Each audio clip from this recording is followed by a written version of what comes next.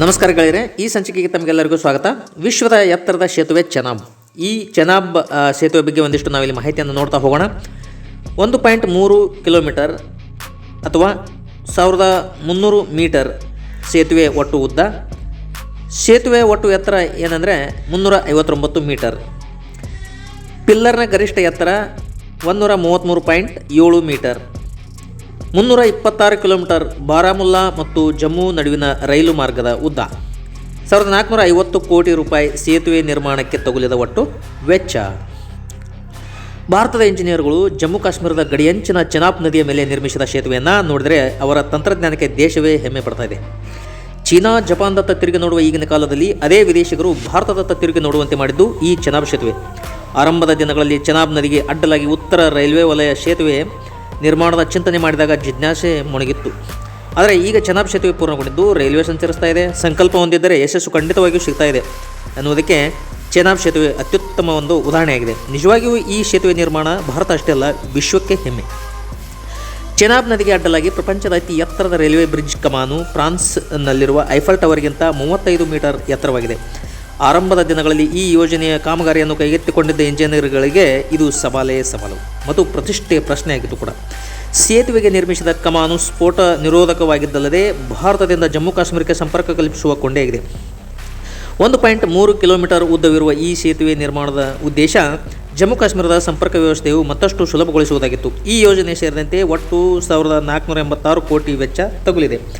ಕಮಾನಿನ ಭಾರ 10,619 metric ton. ಕಮಾನನ್ನು ಮೊದಲ ಬಾರಿಗೆ ಓವರ್ ಹೆಡ್ ಕೇಬಲ್ ಬಳಸಿ ಕ್ರೇನ್ ಬಳಸಿ ಪೂರ್ಣಗೊಳಿಸಲಾಗಿದೆ. ಇದು ಭಾರತದ ರೈಲ್ವೆ ಇಲಾಖೆಯಲ್ಲಿ ಮೊದಲ ಪ್ರಯತ್ನ ಎಂದು ಅಧಿಕಾರಿಗಳು ಕರ್ನಾಟಕದಿಂದ ಸೇತುವೆ ಸ್ಥಳಕ್ಕೆ ತೆರಳಿದ್ದ ಪತ್ರಕರ್ತರಿಗೆ ತಿಳಿಸಿದ್ದಾರೆ. ಇದು ನಡೆದು ಬಂದ ಹಿನ್ನೆಲೆಯನ್ನು ನೋಡ್ತಾ ಹೋಗೋದಾದರೆ ಡಿಸೆಂಬರ್ 2003 ಈ ಯೋಜನೆಗೆ ಅನುಮೋದನೆ. ಸೆಪ್ಟೆಂಬರ್ 2008 ಸುರಕ್ಷತೆಯ ಕಾರಣದಿಂದ ಯೋಜನೆ ಸ್ಥಗಿತ. ಜುಲೈ 2017 ಸೇತುವೆ ನಿರ್ಮಾಣ ಕಾರ್ಯ ಪುನರ್ ಆರಂಭ. ಜೂನ್ 2022 90% ನಿರ್ಮಾಣ ಕಾರ್ಯ ಪೂರ್ಣ. ಚೆನಾಬ್ ರೈಲ್ವೆ ಸೇತುವೆ ಜಮ್ಮು ಮತ್ತು ಕಾಶ್ಮೀರದ ರಿಯಾಸಿ ಜಿಲ್ಲೆಯ ಬಕಾಲ್ ಮತ್ತು ಕೌರಿ ಎಂಬಲ್ಲಿ ಚೆನಾಬ್ ನದಿಗೆ ಅಡ್ಡಲಾಗಿ ಕಟ್ಟುತ್ತಿರುವ ಕಮಾನು ಆಧಾರಿತ ಸೇತುವೆಯಾಗಿದೆ. ಯಶಸ್ವಿ ರೈಲು ಸಂಚಾರ ಅಂದರೆ ವಿಶ್ವದ ಅತಿ ಎತ್ತರದ ಚೆನಾಬ್ ಸೇತುವೆ ಮೇಲೆ ಪ್ರಾಯೋಗಿಕ ರೈಲು ಸಂಚಾರ ಯಶಸ್ವಿಯಾಗಿದೆ. ಜಮ್ಮುವಿನ ರಿಯಾಸಿ ಜಿಲ್ಲೆಯಿಂದ ಕಾಶ್ಮೀರಕ್ಕೆ ರೈಲು ಮಾರ್ಗದ ಮೂಲಕ ಸಂಪರ್ಕ ಕಲ್ಪಿಸುವ ಸಂಗಲ್ದನ್ನಿಂದ ರಿಯಾಸಿ ನಡುವಿನ ಮೊದಲ ಪ್ರಾಯೋಗಿಕ ರೈಲು ಸಂಚಾರ ಚೆನಾಬ್ ಸೇತುವೆಯನ್ನು ದಾಟುವುದರೊಂದಿಗೆ ಯಶಸ್ವಿಯಾಗಿ ಸಂಚರಿಸಿದೆ. ಸಂಗಲ್ದನ್ನಿಂದ ರಿಯಾಸಿ ನಡುವಿನ ಮೊದಲ ಪ್ರಾಯೋಗಿಕ ರೈಲು ಸಂಚಾರ ಚೆನಾಬ್ ಸೇತುವೆಯನ್ನು ದಾಟುವುದರೊಂದಿಗೆ ಯಶಸ್ವಿಯಾಗಿ ಸಂಚರಿಸಿದೆ. ಎಲ್ಲ ನಿರ್ಮಾಣ ಕಾರ್ಯಗಳು ಬಹುತೇಕ ಪೂರ್ಣಗೊಂಡಿವೆ. ಅಂಜಿ ಸೇತುವೆ.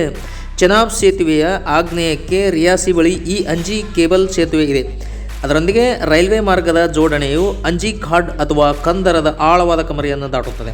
ಇದು ಭಾರತದ ಮೊದಲ ಕೇಬಲ್ ತಂಗುವ ರೈಲು ಸೇತುವೆಯಾಗಿದೆ. ಇದನ್ನು ಹಿಂದೂಸ್ತಾನ್ ಕನ್ಸ್ಟ್ರಕ್ಷನ್ ಕಂಪನಿ ನಿರ್ಮಿಸಿದೆ. ಸೇತುವೆಯ ಮುಖ್ಯ ವಿಭಾಗದ ಉದ್ದವು 473.225 ಮೀಟರ್ಗಳಾಗಿದ್ದು ಒಟ್ಟು 1300 ಮೀಟರ್ಗಳಿಗಿಂತ ಹೆಚ್ಚು ಉದ್ದವಿದ್ದು 120 ಮೀಟರ್ ಉದ್ದದ ವಯಾಡಕ್ಟ್ ಇದೆ. ಇದಕ್ಕೆ 458 ಕೋಟಿ ರೂಪಾಯಿ ವೆಚ್ಚ ಮಾಡಲಾಗಿದೆ. 38 ಸುರಂಗ ಮಾರ್ಗ, 927 ಸೇತುವೆಗಳು. ಜಮ್ಮುವಿನ ಉದಾಂಪುರದಿಂದ ಕಾಶ್ಮೀರದ ಬಾರಾಮುಲ್ಲಾ ಪಟ್ಟಣಗಳ ನಡುವಿನ ಈ ಯೋಜನೆಯಲ್ಲಿ ಒಟ್ಟು 38 ಸುರಂಗ ಮಾರ್ಗ, 927 ಸೇತುವೆಗಳು ಬರುತ್ತವೆ. ಇದು ಇವತ್ತಿನ ವಿಶೇಷ. ಮುಂದಿನ ಸಂಚಿಕೆಯಲ್ಲಿ ಮತ್ತೆ ಭೇಟಿಯಾಗೋಣ. ಅಲ್ಲಿವರೆಗೂ ನಮಸ್ಕಾರ.